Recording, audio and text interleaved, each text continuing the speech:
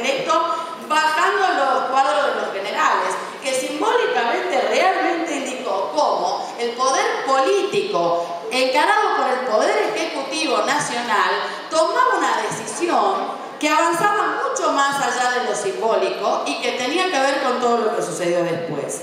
Y después empezó a actuar el Congreso de la Nación Argentina, abordando muchísimas leyes, donde creo que la más emblemática es la 25779, que deroga las leyes de obediencia debida y punto final, y los representantes del pueblo argentino deciden empezar a revisar aquella historia y pedirle a la justicia que empiece a revisar aquella historia y a buscar a los responsables. Y de esa manera es el Poder Judicial el que empieza a tomar injerencia con la reapertura de las causas, los procesamientos y las investigaciones. Entonces, desde el 2003 hasta acá se generó un proceso político donde los tres poderes del Estado avanzaron a una decisión de revisar nuestra historia, recomponerla, buscar la verdad y generar la justicia. Ahora, ¿qué pasó con la sociedad? O sea, nosotros, la sociedad, también a partir de una ley, la que dice que hoy es feriado nacional, ahí se empezó a generar el debate con todas estas leyes, con todas estas medidas, con todas estas decisiones. Obviamente la sociedad tuvo que empezar a sentirse incómoda con estas cosas y empezar a preguntarse qué pasó. Entonces vino el proceso de búsqueda y aceptación de las responsabilidades múltiples, y creo que es en la etapa donde estamos, porque la democracia, en sus responsabilidades, en sus tres poderes del Estado, tomó una decisión y está avanzando. Y creo que en esta etapa lo que estamos avanzando es la sociedad en su conjunto, empezando a asumir y a mirar y a observar y a generar material, a generar debate, a generar opinión y a empezar a reconocernos y a reconstruir y a reconsiderar, digamos, esa historia. Y después hubo una ley emblemática también, que creo que le cambió la visión a muchos, por lo menos a mí me afectó muchísimo. Y es la Ley Nacional de Extracción Compulsiva de ADN. Porque hasta la ley que declara el 24 de marzo feriado, yo realmente me había sentido un poco incómoda con mi verdad y con mi historia, no porque no la conozca, porque la conozco desde muy chica, sino porque de alguna manera había aprendido a convivir con que era parte de mi vida y con que no era necesario por ahí escarbar en el pasado de por qué pasó y si sufrí o no sufrí. Pero entendía que era muy bueno el reconocimiento para que hasta gente como yo no nos olvidemos de que formamos parte de toda esa historia y que nos afectó esa historia.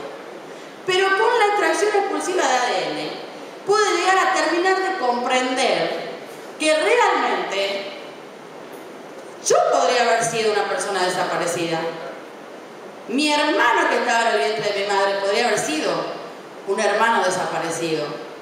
Y probablemente mis dos hermanos más chicos no existirían si la historia de mi padre hubiera sido otra.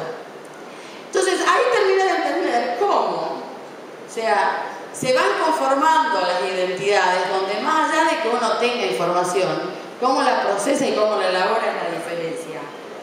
Entonces, ahí empecé realmente a sentir cómo nuestras generaciones realmente han sido afectadas. En esos años también conocí a una jujeña que se llama Paula Turk. Paula Turk es hija de José Ernesto Turk, un jujeño desaparecido. Y la vida nos cruzó y empecé a reflejar nuestras diferencias. Mi padre fue preso el 24 de marzo del 76 y fue liberado el 24 de diciembre del 76. En más de una oportunidad pudo haber sido chupado, como se decía, y pudo haber sido su destino el mismo que el destino de José Ernesto Turk, padre de Paula.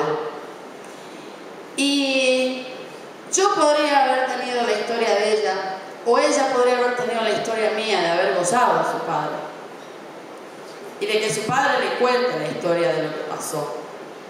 porque a mí me la contaron desde que era muy chica. Yo la supe siempre y uno va elaborando y adaptándola a su vida, pero a partir de estas situaciones, de esta decisión política del Estado, del poder institucional, a partir de todo eso uno va configurando otro rol y va procesando las cosas de manera distinta. Entonces, no afectó aquellos años a la gente que vivió ahí, nos afectó y nos va a seguir afectando por muchos años y por muchas generaciones más. Por eso festejo la incomodidad de que tengamos que replantearnos y revisarnos todas nuestras verdades como argentinos, tratando de tener la madurez de echarle la culpa a los verdaderos culpables y buscar justicia, de identificar realmente quiénes fueron cómplices, pero que eso no nos enfrente como ciudadanos argentinos, sino que nos haga compartir el camino de que a través de la justicia y a través de la verdad podamos reconocernos como que sentimos exactamente el mismo dolor. Porque el homenaje de todo lo que estamos haciendo le afecta a las futuras generaciones y afecta a criaturas que quizás también, como Pablo y como yo, podrían haber tenido la misma historia. Porque Victoria, mi hija, es hermana de Manuela, la hija de Pablo. Manuela es nieta de un desaparecido. Y mi hija Victoria disfruta de su abuelo todos los días. Y realmente me hubiera gustado que Manuela también pueda hacerlo. Entonces, creo que nuestra responsabilidad, una vez tomada la decisión política, es enorme.